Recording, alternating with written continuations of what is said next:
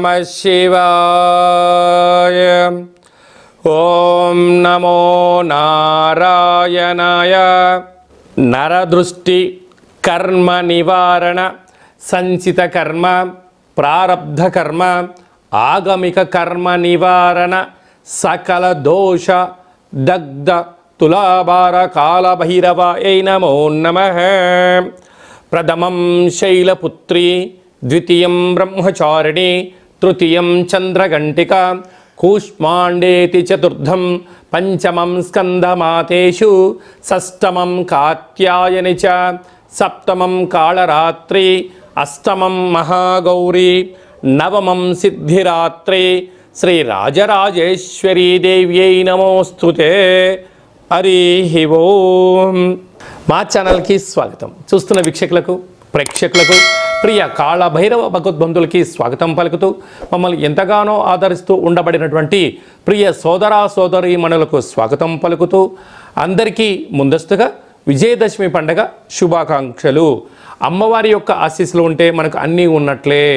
కనుక అమ్మను స్మరిద్దాం, అమ్మను ధ్యానిద్దాం. ప్రకృతితో మమేకమైనటువంటి అమ్మవారిని శాకాంబరి స్వరూపంలో పూజ చేసుకుందాం. జీవనాన్ని అద్భుతమైన ఆనందకరమైన జీవితానికి స్వాగతం పలుకుదాం. 1వ తారీఖు 10వ నెల 2024 నుండి 15/10/2024 వరకు పుట్టినటువంటి వారందరికీ కూడా ముందస్తుగా జన్మదిన శుభాకాంక్షలు. గతంలో వివాహం చేసుకున్న వారికి వివాహ వార్షికోత్సవ శుభాకాంక్షలు. ద్వాదశ రాశుల్లో గ్రహ గమనాల్ని ఒకసారి వీక్షింపచేద్దాం. వృషభ రాశిలో దేవగురు బృహస్పతి సంచార స్థితి, విశేషంగా మిథున రాశిలో కుజ భగవానుడు సంచార స్థితి, కన్యరాశిలో రవి బుధ కేతు సంచార స్థితి. 3 గ్రహాలు కలిపి బుధాదిత్య రాజయోగం చేత కన్యరాశిలో సంచార స్థితి. తులారాశిలో శుక్ర భగవానుడు స్వక్షేత్ర సంచార స్థితి. కుంభరాశిలో శని భగవానుడు స్వక్షేత్ర తిరోగమన సంచార స్థితి. మీనరాశిలో రాహు సంచార స్థితితో ద్వాదశ రాశుల్లో గ్రహ గమనాలు ఈ విధంగా ఉన్నాయి.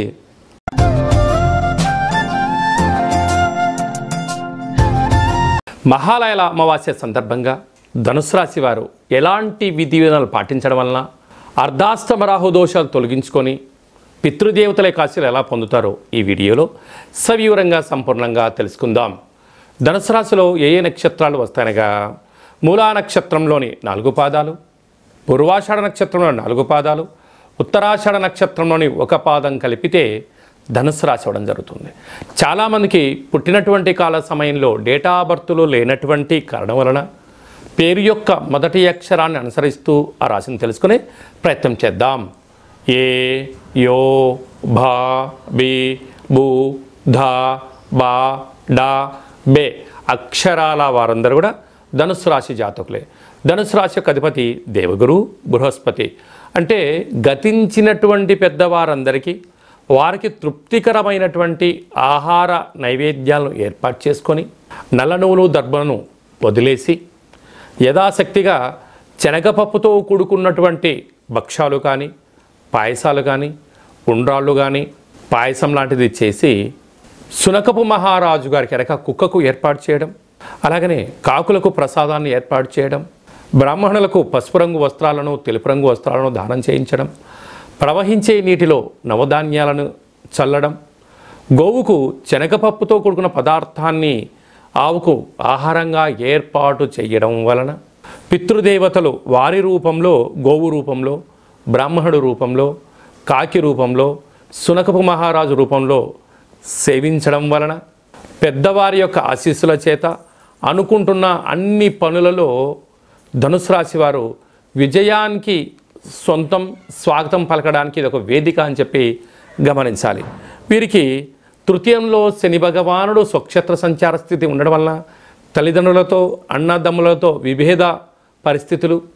అర్ధాష్టమ రాహు, మీరు ఎవరైతే బాగా నమ్ముతారో మీ తల్లిదండ్రులని, అత్తమామలని, బావమర్దులని, ఆడపడుచులని చెప్పి నా వాళ్ళని మీరు అనుకుంటూ ఉంటారు.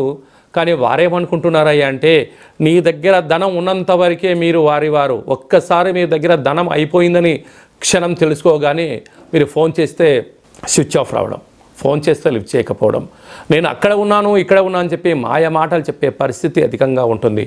కనుక సమయాన్ని, ధనాన్ని, ఆరోగ్యాన్ని కాపాడుకోగలిగితే ధనుసు రాశి వారంత అదృష్టవంతులు ఎవరు లేరు అని చెప్పి గమనించగలగాలి. 6వ స్థానంలో గురు సంచార స్థితి ఉండడం వలన రుణ సమస్య, రోగ సమస్య, శత్రు సమస్య పొంచి ఉన్నాయి.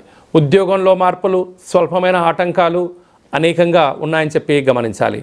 సప్తమంలో కుజుడు సంచారం చేయడం వలన భార్యాభర్తల మధ్య, ప్రేమికుల మధ్య, దూరవాయు ప్రయాణాల మధ్య అనేక అవరోధాలు పొంచి ఉన్నాయి. నమ్మకమే జీవితం. నమ్మకం లేని చోట భార్యాభర్తలు ఉండలేరు, ప్రేమికులు ఉండలేరు, పార్ట్నర్షిప్ జీవన విధానాన్ని పొందలేరు అని చెప్పి కూడా గమనించగలగాలి. కనుక మీ జన్మ నక్షత్రం రోజున పూర్ణిమ, అష్టమి తిథి యందున దూరవాయు జల ప్రయాణాలు పెట్టుకోవద్దు. పంచభూతాలతో, నీటితో చెలగాటమాడవద్దు, యంత్రాలతో చెలగాటమాడవద్దు. పై అధికారులతో, సహా ఉద్యోగస్తులతో, కింది స్థాయి ఉద్యోగస్తులతో గౌరవాన్ని ఇచ్చిపుచ్చుకోగలిగితే ఇంతకు మించిన గౌరవం లేదు అని చెప్పి గమనించాలి. కింద స్థాయి వారు కదా అని చెప్పి నోరు జారారా, ఆ తదనంతమే మీ శత్రువులు మీరే తయారు చేసుకుంటున్నారు అని చెప్పి తస్మాత్ జాగ్రత్త ధనుసు రాశి జాతకులు అని చెప్పి జ్యోతిర్విజ్ఞానం తెలియచేస్తుంది. రాజ్యస్థానంలో బుధాదిత్య రాజయోగం, ప్రమోషన్స్ రాబోతున్నాయి. లాభస్థానంలో శుక్ర భగవానుడు, నూతన వాహనాలు, బంగారు ఆభరణాలు, క్రయ విక్రయాలు, ఆనందం, ఆధ్యాత్మికతం ధనుసు రాశి వారి సొంతం అని చెప్పి గమనించాలి. సాఫ్ట్వేర్ ఉద్యోగస్తులు, హార్డ్వేర్ ఉద్యోగస్తులు, జర్నలిస్టులు, యూట్యూబ్, వాట్సాప్, ఫేస్బుక్, క్రియేటివిటీ రంగాల్లో ఉండబడిన వారందరికీ నూతనమైన సినిమా అవకాశాలు, కొత్త పత్రికలలో అవకాశాలు రాబోతున్నాయి. కనుక వచ్చే అవకాశాన్ని, ప్రతి చిన్న విషయాన్ని కూడా జాగ్రత్తగా సమయాన్ని సద్వినియోగపరచుకోండి. ధనుసు రాశి వారి తిరుగులేనటువంటి విజయకేతనం ధనుసు రాశి వారి సొంతం అని చెప్పి గమనించాలి. అక్టోబర్ మాసంలో ముఖ్యమైనటువంటి పండుగల గురించి క్లుప్తంగా, సవివరంగా, సంపూర్ణంగా తెలుసుకుందాం. 2వ తారీఖు 10వ నెల 2024 భాద్రపద మాస కృష్ణపక్ష అమావాస్య బుధవారము. సాక్షాత్తుగా హరిహరసుతుడైనటువంటి అయ్యప్ప స్వామి వారి యొక్క జన్మ నక్షత్రము, విఘ్నేశ్వర స్వామి యొక్క జన్మ నక్షత్రము కారణం చేత అదే కాకుండా మహాలయాల అమావాస్య అంటారు. అంటే మనకు బహుళపక్షము ప్రారంభం అయినప్పటి నుండి అమావాస్య వరకు గతంలో గతించినటువంటి మన పెద్దలు వారు ఏ తిథి రోజైతే పరమపదింపజేశారో, లేకుంటే ఏ రోజైతే పరమపదింపజేశారో మనము ఆ రోజును గుర్తుపెట్టుకొని వారికి స్వయంపాక కార్యక్రమాలను, మన సనాతన సాంప్రదాయము, మన ఆచార వ్యవహారాలు, ప్రాంతాలను బట్టి వాళ్ళను, పెద్దవాళ్ళను తృప్తిపరచడం కోసం ఏమే కార్యక్రమాలు చేస్తామో చేయాలి. అలా పరిసర ప్రభావం చేత కుదరలేనటువంటి వారందరికీ ఈ యొక్క అమావాస్య తిథి యందున తప్పకుండా ఆ గతించిన వారిని స్మరించుకొని వారి ఆత్మ తృప్తి కోసమే ఏదైతే కార్యక్రమాలు చేస్తామో మనకు వారి యొక్క ఆశీస్సులు ఉంటాయి. అలాగనే బ్రాహ్మణుడికి కానీ స్వయంపాకం దానం ఇవ్వడము, గోమాతకు పచ్చడి గడ్డిని, తౌడు లాంటివి ఏర్పాటు చేయడము, పక్షులకు అనగా కాకులకు ప్రత్యేకంగా అన్నం వండి వాళ్ళ పేరు మీద ఏర్పాటు చేయడము, బీదలకు ఆహారాన్ని ఏర్పాటు చేయడము, శునకపు మహారాజులకు అనగా కుక్కలకు దానం చేయడం వలన గతించిన వారు ఆ రూపంలో వచ్చి వారు స్వీకరించి మనల్ని ఆశీర్వదించి వెళ్తారు అనేటువంటిది సనాతన ధర్మం చెప్తుంది. కనుక మనం అందరము కూడా గతించిన వారిని స్మరిద్దాం, వారి యొక్క ఆశీస్సులు పొందుదాం. అలా కుదరలేదు అనుకుంటున్న వారందరూ ఈ కింది నెంబర్ సంప్రదించినట్లయితే మీ యొక్క పెద్దవారి యొక్క గోత్రనామాలను పంపించినట్లయితే మన యొక్క కాళభైరవ స్వామి యొక్క దేవాలయంలో ఏర్పాటు చేయడం జరుగుతుంది. కనుక మీ ఈ కార్యక్రమం అంతా కూడా మీకు వాట్సాప్ కాల్, వీడియో కాల్ ద్వారా చూపించడం జరుగుతుందని చెప్పి గమనించగలగాలి. ఇంకొంచెం శక్తి కలిగింది కాశీలో ఏర్పాటు చేయడం, ఇంకొంచెం వెసులుబాటు కలిగింది మనకు గోకర్ణ క్షేత్రంలో మహాదేవుడి యొక్క ఆత్మ శివలింగం అక్కడ ఉంటుంది. కనుక అక్కడ చేసుకోవడం వలన కూడా వారి యొక్క ఆశీస్సులు ఉంటాయని చెప్పి గమనించాలి. అలాగే ఈ సంవత్సరం మనము గోకర్ణ క్షేత్రంలో ఇలాంటి కార్యక్రమాలు ఏర్పాటు చేస్తున్నాం. ఆసక్తి గలవారు ఈ కిందను సంప్రదించి గోకర్ణ క్షేత్రంలో స్వామివారి యొక్క ఆశీస్సులు పొందే ప్రయత్నం చేద్దాం. శివుడి యొక్క ఆశీస్సులు అంటే కైలాసం నుంచి తీసుకొచ్చినట్టు మహాలింగం అక్కడ ఉంది కనుక వారి అందరినీ కూడా శివైక్యం చెందిన వారందరినీ కూడా ఆ పరమేశ్వరుడి యొక్క ఆశీస్సుల కోసమే ప్రయత్నం చేద్దామని చెప్పి గమనించాలి. అలాగనే ఈ యొక్క ఆశ్వీజ మాసం అంతను కూడా అంటే మనకు 2వ తారీఖు అమావాస్య అయిపోయింది. 3/10/2024 నుండి దుర్గా శరణవరాత్ర మహోత్సవ కార్యక్రమాలు ప్రారంభమవుతున్నాయి. అలాగనే 9వ తారీఖున షష్ఠి బుధవారము మూలా నక్షత్ర సందర్భంగా 3 సంవత్సరములు పడినటువంటి చిన్నపిల్లలకు మొట్టమొదటిసారిగా అక్షరాభ్యాసం చేయించాలి అనుకుంటున్న వారందరూ కూడా మహాసరస్వదేవి అలంకారం రోజున చిన్నపిల్లలకి అందరికీ కూడా అక్షరాభ్యాసం చేయించి వారిని పాఠశాలకు పంపించినట్లయితే సర్వత్రా అమ్మవారి యొక్క ఆశీస్సులు ఉంటాయని చెప్పి గమనించగలగాలి. అలాగనే 11వ తారీఖున అష్టమి, దుర్గాష్టమి, కాళాష్టమి అని చెప్పుకుంటాం. అనగా అష్టమి రోజున ఫ్యాక్టరీలు, కర్మాగారాలు, వాహనాలు, ఇళ్లకు, వ్యాపార సంస్థలకు మనము ఆయుధ పూజ చేసి ఒక గుమ్మడికాయను నిమ్మకాయను ఛేదింపచేయడము, పెరగన్నాన్ని నైవేద్యంగా పెట్టుకోవడం వలన అమ్మవారి యొక్క ఆశీస్సులు పుష్కలంగా ఉంటాయని చెప్పి గమనించగలగాలి. అలాగనే 12వ తారీఖున విజయదశమి పండగ కనుక విజయం కలిగించడం కోసం మనమందరం కూడా ప్రతి సంవత్సరం ఏదో ఒక కార్యక్రమాన్ని దిగ్విజయం పరుచుకోవాలి అనుకుంటున్న వారందరూ కూడా ఆ రోజు అమ్మవారికి పూజ చేసుకొని నమస్కారం చేసుకొని పనులు ప్రారంభించడం వలన జయహో విజయోహో అనేటువంటి శక్తి మనందరికీ కలుగుతుందని చెప్పి గమనించాలి. ఆ రోజు సాయం సంధ్యా కార్యక్రమంలో శమీ వృక్షపు పూజ చేసుకొని ఆ యొక్క బంగారాన్ని తీసుకొని వెళ్ళి అమ్మవారి దగ్గర పెట్టి పూజ చేసుకోవడం, తల్లిదండ్రులకు, గురువులకు, పెద్దలకు, సన్నిహితులకు ఇచ్చి వారి ఆశీర్వచనం తీసుకోవడం వలన మనకు సర్వత్రా ఆ అమ్మవారి యొక్క ఆశీస్సులు ఉంటాయని చెప్పి గమనించాలి. అప్పుడు ఈ మంత్రాన్ని ఉచ్చరింపచేయాలి. ఒక తెల్లటి పేపర్ పైన ఎరుపు పెన్ను చేత కానీ పసుపు రంగు పెన్నుతో కానీ ఈ యొక్క మంత్రాన్ని ఉచ్చరింపచేసి ఆ వృక్షదేవత దగ్గర పెట్టి నమస్కారం చేసుకొని రావాలి. ఓం శమీ శమైతే పాపం శమి శత్రు వినాశనం అర్జునస్య ధనుర్ధారీ రామస్య ప్రియదర్శనం శ్రీ అపరాజితాదేవ్యై నమోస్తుతే అనేటువంటి మంత్రాన్ని 27 సార్లు ఉచ్చరింప చేసుకొని అక్కడ అమ్మవారి దగ్గర ప్రదక్షిణ చేసి నమస్కారం చేసుకోవడం వలన రాముడు ఎంతటి విజయాన్ని పొందాడో మనకు కూడా అలాంటి విజయాన్ని ప్రసాదించమని అమ్మవారిని కోరుకుందాం. కనుక ఈ అక్టోబర్ మాసంలో అమ్మవారి యొక్క ఆశీస్సుల కోసం కనీసం ఈ 9 శరన్నవరాత్రుల రోజుల ఆవాసం ఉండడం, భగవంతుడు అమ్మవారి యొక్క సేవలో ఉండడం, లలిత సహస్రనామ పారాయణని వినడం, ఏది మంత్రాన్నైనా ఒక మంత్రాన్ని సాధన చేయడం వలన మనకు అద్భుతమైనటువంటి ఆయుర్శక్తి కలుగుతుందని చెప్పి గమనించాలి.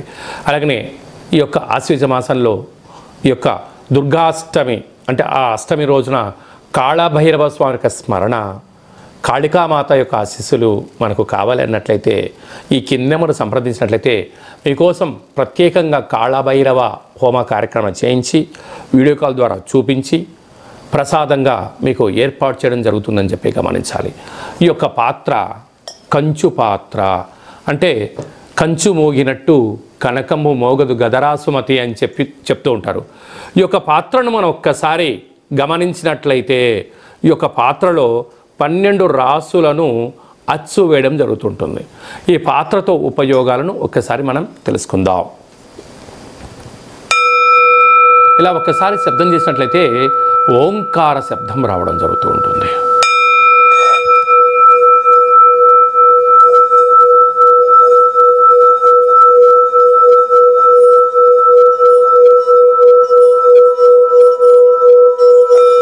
ఈ ఓంకార శబ్ద ధ్వరితాన్ని మనం ఇంట్లో ఏర్పాటు చేసుకోవడం వలన మనిషి శరీరంలో ఉండబడినటువంటి షట్చక్రాలు వికసింప చేసుకోవడం, గృహంలో ఉండబడినటువంటి జ్యేష్ఠాదేవి బయటికి వెళ్ళిపోవడం, గ్రామంలో దేశంలో సంచరించేటువంటి మహాలక్ష్మీదేవి అమ్మవారు గళ్ళు గళ్ళుమంటూ మన ఇంటికి రావడం, ఇంట్లో లక్ష్మీదేవి స్థిర నివాసంగా ఉండడం, నరదృష్టి, శత్రు ప్రభావాలు, ఆర్థిక ఇబ్బందులు తొలగిపోతాయని చెప్పి గమనించాలి. అలాగా ప్రతిరోజు ఉదయం పూజ చేసుకున్న తర్వాత ఉదయం 12 సార్లు, సాయంత్రం 12 సార్లు ఆ యొక్క శబ్దం చేయడం వలన అద్భుతమైన ఐశ్వర్యం మన సొంతం అవుతుందని చెప్పి గమనించాలి. అలాగనే ఈ అక్షయ పాత్రతో పాటు కాళభైరవ స్వామి యొక్క పిరమిడు, డాలరు, కంకణము మీకోసం ప్రత్యేకంగా కాళభైరవ హోమ కార్యక్రమాన్ని ఏర్పాటు చేయించడం, ఒక కాళభైరవ సౌభాగ్యం ముడుపును కట్టడం, కూష్మాండ దీపాన్ని ఏర్పాటు చేయడం, ఇదంతా కూడా వీడియో కాల్ ద్వారా మీకు ప్రత్యక్ష ప్రసారం చూపించడం జరుగుతుందని చెప్పి గమనించాలి. అలాగనే 27 రకాల వస్తువులతో దిష్టి తీయించడం కూడా జరుగుతుందని చెప్పి గమనించాలి. అలాగా ఈ యొక్క అక్షయ పాత్రను ఎవరైతే సొంతం చేసుకుంటారో 12 నెలలు, ఒక్కొక్క నెలలో ఒక్కొక్క రకమైన కాళభైరవ స్వామివారు ఉంటారు కనుక ఆ కాళభైరవ స్వామివారి యొక్క పూజా కార్యక్రమం చేయించినప్పుడు మీ గోత్రనామాలు కూడా చెప్పడం జరుగుతుందని చెప్పి గమనించాలి. ఆసక్తి గలవారు ఈ కింది నెంబర్ని సంప్రదించి అక్షయ పాత్రను సొంతం చేసుకోగలరు. కాళభైరవ హిమాలయ సముద్రపు సైంధవలవన దీపం అంటే ఉప్పులందు సైంధవలవనం ఉప్పు వేరయ్య అని చెప్తారు. మనము ఏదైనా ఉప్పు లేకపోతే రుచులు రావు కూరలు, అందుకే అప్పు చేసైనా ఉప్పు కొనమంటారు. కానీ అది ఎలాంటి ఉప్పు కొనాలి? సైంధవలవనం అంటే హిమాలయాల ప్రాంతాలలో మినిమం ఒక 100 నుంచి 125 సంవత్సరాలు పడుతుంది ఈ యొక్క ఉప్పు తయారవ్వడానికి. ఆయుర్వేదంలో ఈ ఉప్పు రారాజు అంటే ఈ యొక్క ఉప్పును ఏర్పాటు చేసుకోవడం వలన మనం ఇంట్లో ఏదైనా కూరలు కానీ కూరగాయలు కానీ ఆహార ఉత్పత్తులు తయారు చేసేటప్పుడు ఈ యొక్క సైంధవలవనాన్ని వేసుకోవడం వలన సంపూర్ణమైనటువంటి ఆయురారోగ్యాలు ప్రసాదిస్తాయి అని చెప్పి మనకు వేదాలు, ఆయుర్వేదము, చరక సంహిత లాంటి మనకు పుస్తకాలు తెలియజేస్తున్నాయి. ఇక్కడ ఈ మనకు కనిపిస్తున్నటువంటి ఈ ఒక్క ఉప్పు దీపాన్ని ఇంట్లో పెట్టుకోవడం వలన ఎలాంటి ఉపయోగాలు సవివరంగా సంపూర్ణంగా తెలుసుకుందాం. చుట్టూ 30 మీటర్లు అంటే ఎత్తులోకి భూమిలోకి left right east west north south అంటే 8 వైపులా ఈశాన్య, తూర్పు, ఆగ్నేయ, దక్షిణ, నైరుతి, పశ్చిమ, వాయువ్య, ఉత్తర దిగ్భాగము పైకి కిందికి చుట్టూ 30 మీటర్ల వరకు ఈ యొక్క పొగ ద్వారా ఈ ఉప్పు కరిగిపోతూ మనకు ప్రశాంతమైన వాతావరణాన్ని కలిగిస్తుంటుంది. అంటే ఇంట్లోకి రాగానే, అంటే బయట ఎన్నో పనుల చేత ఎన్నో రకాలుగా ఇంట్లోకి రాగానే ఈ యొక్క ఉప్పు దీపం యొక్క గాలిని సోకడం వలన ముందు మనకు మనశ్శాంతి కలుగుతుంది. కానీ మీ వ్యక్తిగత జాతకం తెలుసుకోవాలనుకుంటున్నారా? మీ యొక్క పేరు, పుట్టినటువంటి తిథి అంటే డేటు, నెల, సంవత్సరం, సమయం రాసి మీరు వాట్సాప్లో పంపించగలిగినట్లయితే సంపూర్ణంగా 100 సంవత్సరాల జాతకాన్ని వ్రాసి పంపించి మీరు పుట్టినప్పుడు గ్రహ గమనాలు ఎలా ఉన్నాయి, ప్రస్తుత కాలమాన ప్రకారంగా గ్రహాలు ఎలా ఉన్నాయి, రాబోయే కాలంలో ఎలా ఉండబోతున్నాయో భూత భవిష్యత్ వర్తమానాన్ని తెలియజేయడం జరుగుతుందని చెప్పి గమనించాలి. చాలామందికి పుట్టినటువంటి కాల సమయంలో డేటా ఆఫ్ బర్త్లు లేనటువంటి వారికి పేరు యొక్క మొదటి అక్షరాన్ని అనుసరిస్తూ రాశిని తెలియచేస్తూ గ్రహ సంచార స్థితిని తెలియచేస్తూ భూత భవిష్యత్ వర్తమానాన్ని గవ్వళ ద్వారా అనగా రమణ శాస్త్రం ద్వారా కాళభైరవ ఉపాసన చేత మీకు తెలియజేయడం జరుగుతుంది. ఆసక్తి గల వాళ్ళు మన యొక్క జాతకాన్ని ముందస్తుగా తెలుసుకొని భవిష్యత్తులో ఎలాంటి మార్పులు, మంచి మార్పులు రాబోతున్నాయి, ఎలాంటి అడ్డంకులు ఉన్నాయో తెలుసుకొని జీవిత గమన ప్రయాణంలో మనం ప్రయాణం చేయగలిగినట్లయితే అద్భుతమైనటువంటి జీవితాన్ని ఆస్వాదించడం, ఆనందకరమైన జీవితానికి మనము స్వాగతం పలకడం, అష్ట కష్టాలకు స్వస్తి పలకడం, అష్ట ఐశ్వర్యాలకి స్వాగతం పలుకుతామని చెప్పి గమనించాలి. కనుక మీ వ్యక్తిగత జాతకం తెలుసుకోవాలనుకుంటున్నట్లయితే ఈ కింది నెంబర్ని వాట్సాప్ ద్వారా కానీ, ఆన్లైన్ ద్వారా కానీ, ఫోన్ కాల్ ద్వారా కానీ అపాయింట్మెంట్ తీసుకొని సంప్రదించగలరు. అందరికీ ఆధ్యాత్మిక సలహాలు, సూచనలు ఇవ్వడం జరుగుతుందని చెప్పి గమనించాలి. అలాగనే మీ అబ్బాయికి కానీ అమ్మాయికి కానీ ఎంత ప్రయత్నం చేసినా వివాహం అవ్వడం లేదా? ఎందుకు వివాహం అవ్వడం లేదు? జాతకంలో ఎలాంటి యోగాలు ఉన్నాయి, ఎలాంటి దోషాలు ఉన్నాయి తెలుసుకునే ప్రయత్నం చేద్దాం. వచ్చేటి వధువు కానీ వరుడు యొక్క జాతకాన్ని, మన యొక్క అబ్బాయి అమ్మాయి జాతకాన్ని గణాలు గుణాలు ఎలా కలుస్తున్నాయో తెలుసుకుందాం. వివాహ తదనంతరం వీరి యొక్క వైవాహిక జీవితం సంతాన యోగము, గృహయోగము, వ్యాపార యోగము, సామ్రాజ్య పట్టాభిషేక యోగము అలాంటి ఎన్ని యోగాలు ఉన్నాయో కూడా ముందస్తుగా తెలుసుకునే ప్రయత్నం చేద్దాం. అలాగనే భార్యాభర్తలు తరచుగా గొడవ పడడం, ఎవరికి వారే యమునా తీరే అన్నట్టుగా ఉండడం, ఒకరు చెప్తే మరొకరు వినకపోవడం, పెద్ద మనుషులని పంచాయతీ అని విడివిడిగా ఉండడం, అలాగనే నిత్యము పోలీస్ స్టేషన్లు కోర్టు సమస్యలతో బాధపడుతున్నారా? మీరు ఒక్కసారి భార్యాభర్తల యొక్క జాతకాన్ని ఒక్కసారి పంపించినట్లయితే చిన్న చిన్న అడ్డంకులను తొలగించుకునే ప్రయత్నం చేసుకొని పార్వతీ పరమేశ్వరులు ఎలా కలిసి ఉంటున్నారో అలా కలిసి ఉండేటువంటి సలహాలు సూచనలు ఇవ్వడం జరుగుతుందని చెప్పి గమనించాలి. అందరికీ శుభం, జయం, లాభం జరగాలని కోరుకుంటూ ఆశీర్వచనం. ఓం శతమానం భవతి శతాయు పురుష సతేంద్రియ ఆయుష్యేవేంద్రియే ప్రతిష్టతి. ధనం ధాన్యం బహుపుత్రలాభం శత సంవత్సరం దీర్ఘమాయు. సర్వే జనా సుఖినో భవంతు. లోకా సమస్తా సుఖినో భవంతు. సర్వం శరణవరాత్ర దేవత అర్పణమస్తు. హరి ఓం. ఈ వీడియో మీకు నచ్చినట్టయితే లైక్ చేయండి, షేర్ చేయండి, మా యొక్క ఛానల్ని సబ్స్క్రైబ్ చేసుకోండి. అందరికన్నా ముందుగా మీ వ్యక్తిగత జాతకం తెలుసుకోవాలనుకుంటున్నారా? అందరికన్నా ఆధ్యాత్మికమైన సలహాలు ముందస్తుగా మీరే వినాలనుకుంటున్నారా? అయితే పైన ఆల్ అనే బటన్ను తెలియచేయండి. అలాగనే గంట సింబల్ కూడా ప్రెస్ చేయండి. ఈ ఆధ్యాత్మిక భక్తి సమాచారాన్ని భగవద్బంధువులకు, మిత్రులకు, స్నేహితులకు మీరు ఎవరి క్షేమాన్ని కోరుకుంటున్నారో లేకుంటే మీ క్షేమాన్ని ఎవరైతే కోరుకుంటున్నారో వారికి కూడా ఈ వీడియోను ఫార్వర్డ్ చేసి భగవంతుడి యొక్క ఆశీస్సులు పొందగలరు.